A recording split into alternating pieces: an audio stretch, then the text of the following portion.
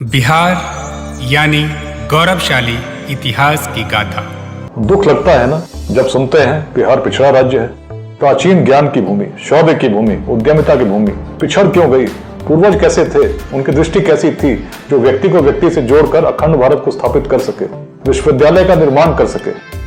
कैसे कर सके? क्योंकि सोच बड़ी थी। जातियां तब भी थीं, लेकिन बिहार में जातिवाद हावी नहीं था। रहा होता तो नंद वंश का उदय कभी नहीं होता, सबसे निम्न वर्ग से आते थे। वैशाली में गणतंत्र का उदय कभी नहीं होता, लेकिन यदि हुआ तो सोच बड़ी थी।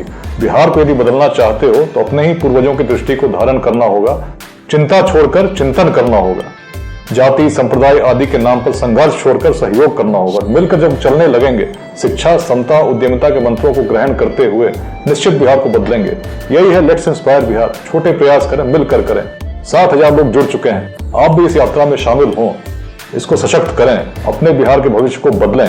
आइए मिलकर प्रेरित करें बिहार।